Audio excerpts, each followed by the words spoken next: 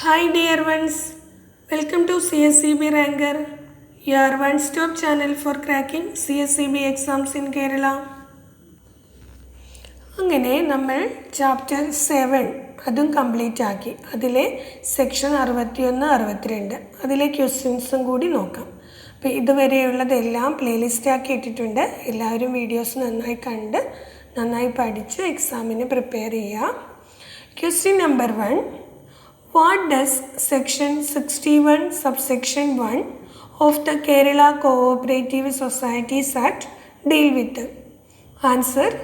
It deal with the establishment of a contributory provident fund for the employees of a society. Kerala cooperative societies ആക്ടിലെ section 61 subsection 1 എന്തിനെ കുറിച്ചാണ് പറയുന്നത്? അത് contributory provident ഫണ്ടിനെ കുറിച്ച് പറയുന്നതാണ് ഈ സെക്ഷൻ. എംപ്ലോയീസിൻ്റെ കോൺട്രിബ്യൂട്ടറി പ്രൊവിഡൻറ്റ് ഫണ്ട്, അതാണ് സെക്ഷൻ 61(1) പറയുന്നത്. Next question. Who contributes to the provident fund? Answer. Both the employees and the society contribute to the provident fund. ഇവിടെ പറയുന്നത് ഈ പ്രൊവിഡൻറ്റ് ഫണ്ട് കോൺട്രിബ്യൂട്ട് ചെയ്യുന്നത് ആരാണ് എന്നാണ്. അപ്പോൾ നമ്മളിവിടെ കോൺട്രിബ്യൂട്ടറി പ്രൊവിഡൻറ്റ് ഫണ്ടിനെ കുറിച്ചാണ് പറയുന്നത്. അത് എംപ്ലോയീസും അതുപോലെ തന്നെ സൊസൈറ്റിയും ഒരുമിച്ച് കോൺട്രിബ്യൂട്ട് ചെയ്താണ് പ്രൊവിഡൻറ്റ് ഫണ്ടിലേക്ക് നിക്ഷേപിക്കുന്നത്. Next question. Under which act can the provident fund be established as an alternative? Answer.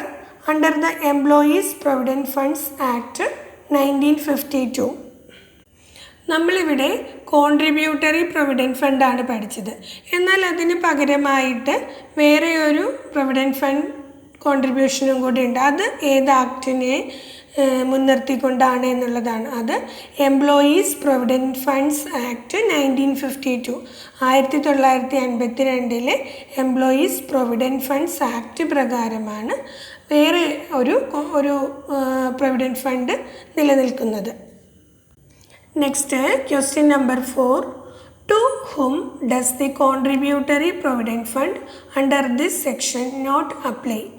Answer.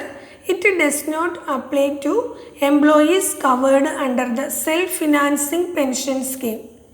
ഇവിടെ പറയുന്ന ഈ കോൺട്രിബ്യൂട്ടറി പ്രൊവിഡൻറ്റ് ഫണ്ടിൽ ആരാണ് ഉൾപ്പെടാത്തത്? എങ്ങനെയുള്ളവരാണ് കോൺട്രിബ്യൂട്ടറി പ്രൊവിഡൻറ്റ് ഫണ്ടിലേക്ക് വരാത്തത്? അതെപ്പോഴും സെൽഫ് ഫിനാൻസിങ് പെൻഷൻ സ്കീമിൽ അംഗമായിട്ടുള്ളവർ, അതായത് സ്വന്തമായിട്ട് പെൻഷനിലേക്ക് ഫണ്ട് കോൺട്രിബ്യൂട്ട് ചെയ്യുന്ന അതിലുള്ള ആരും ഈ കോൺട്രിബ്യൂട്ടറി പ്രൊവിഡൻറ്റ് ഫണ്ടിലോട്ട് വരുന്നില്ല. Next question. Under which section is the self-financing pension scheme framed? Answer. Under subsection 1 of section 80A. എന്നാൽ ഈ self financing pension scheme frame ചെയ്തിരിക്കുന്നത് ഏത് സെക്ഷൻ പ്രകാരമാണ് എന്നാണ്. അത് സെക്ഷൻ 80A സബ്സെക്ഷൻ 1 പ്രകാരമാണ് ഈ self financing pension scheme frame ചെയ്തിരിക്കുന്നത്, കൊണ്ടുവന്നിരിക്കുന്നത്. Next question number 6. Where should the provident fund be deposited? Answer. It should be deposited in the financing bank of the area.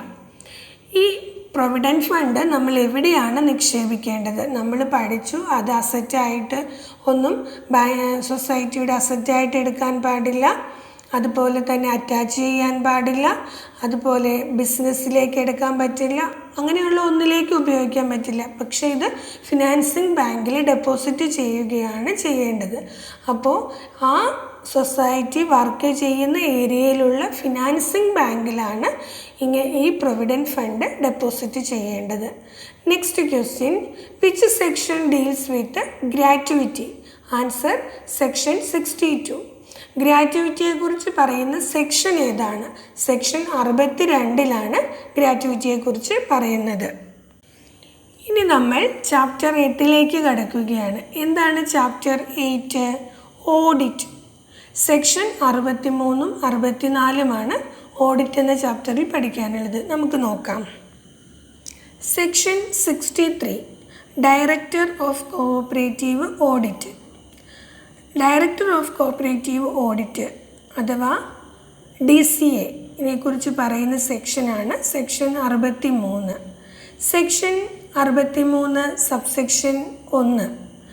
The government shall by notification in the official gazette appoint a person to be the director of cooperative audit with jurisdiction over the whole of the state. Section 63(1) പറയുന്നു, government gazette notification ഇറക്കിയാണ് ഒരു DCA director of cooperative audit appoint ചെയ്യുന്നത്. അദ്ദേഹം appoint a person to be the director of cooperative audit. ഒരു person ആണ്, a person to be the director of cooperative audit with jurisdiction over the whole of the state. അദ്ദേഹത്തിൻ്റെ പ്രവർത്തന പരിധി state മൊത്തമായിരിക്കും, Kerala സ്റ്റേറ്റിൽ മുഴുവനായിട്ടായിരിക്കും DCAയുടെ പ്രവർത്തന പരിധി. Next section 63 subsection 2.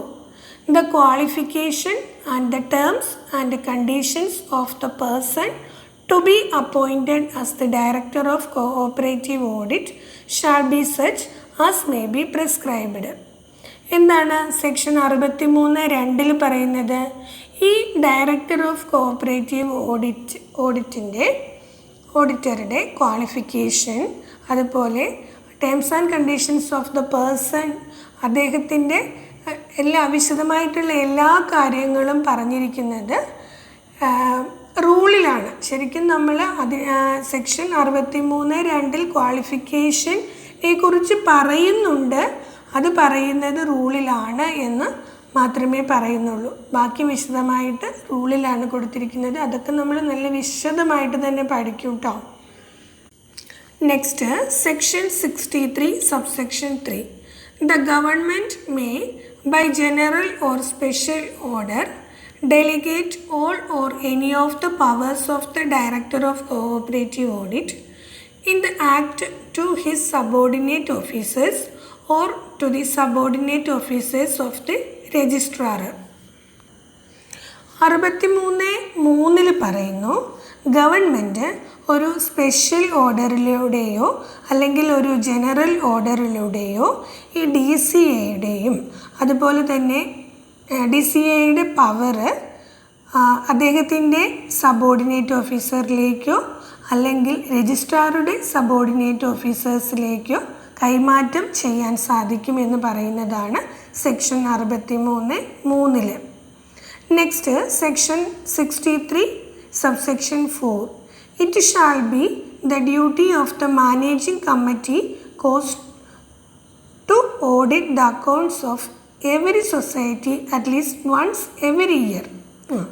63(4) പറയുന്നു, ഒരു സൊസൈറ്റിയുടെ മാനേജിങ് കമ്മിറ്റിയുടെ ഡ്യൂട്ടിയാണ് വർഷത്തിൽ ഒരു പ്രാവശ്യം അവരുടെ അക്കൗണ്ട്സ് വെരിഫൈ ചെയ്യാനുള്ള, ഒരു പ്രാവശ്യമെങ്കിലും ഒരു വർഷത്തിൽ ഓഡിറ്റ് ചെയ്ത് വെരിഫൈ ചെയ്യേണ്ടതാണ്. അത് നിർബന്ധമായും ചെയ്യേണ്ട ഡ്യൂട്ടി ആരുടേതാണ്?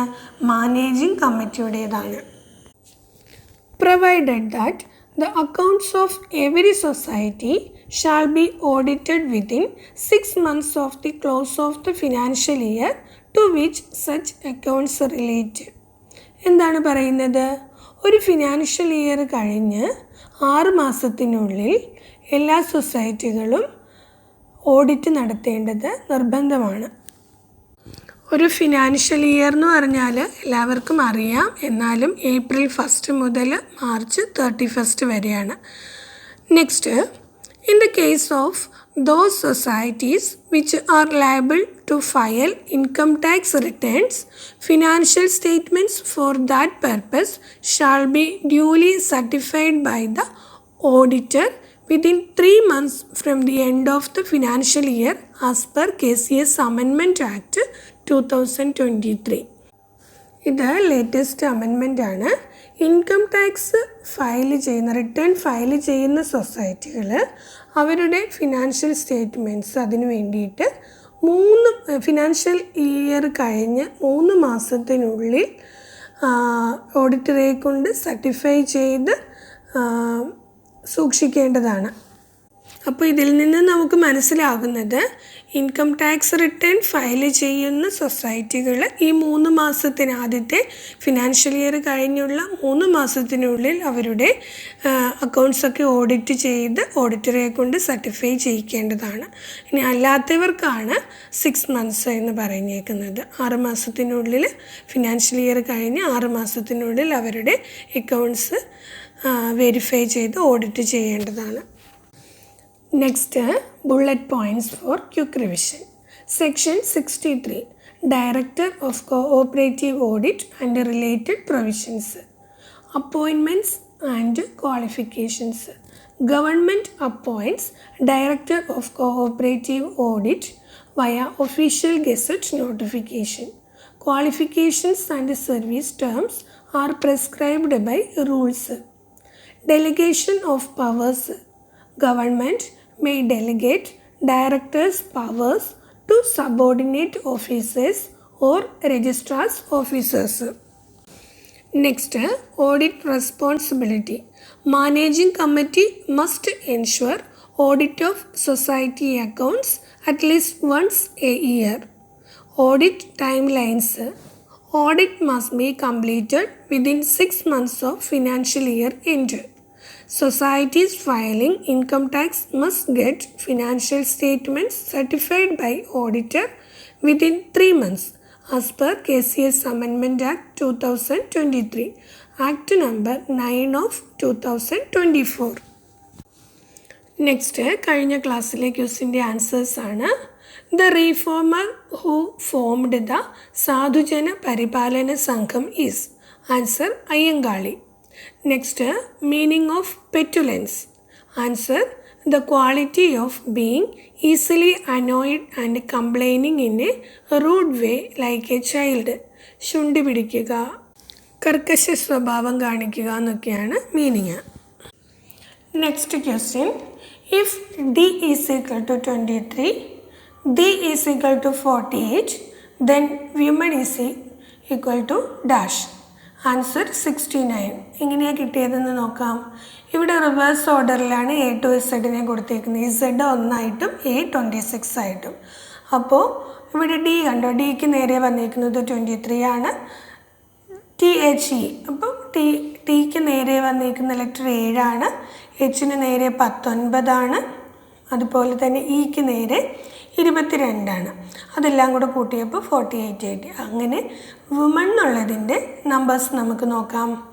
W 4, O 12, M 14, A 26, N 13 എല്ലാം കൂടി ആഡ് ചെയ്യുമ്പോൾ 69 കിട്ടും. Now your turn to answer. Who was the first governor of Kerala? Next, meaning of pessimistic. Next, find the missing time. 194, 194, 191, 183 and 168. Then dash. Leave your answer in the comment box and stay tuned for the next episode. Thank you.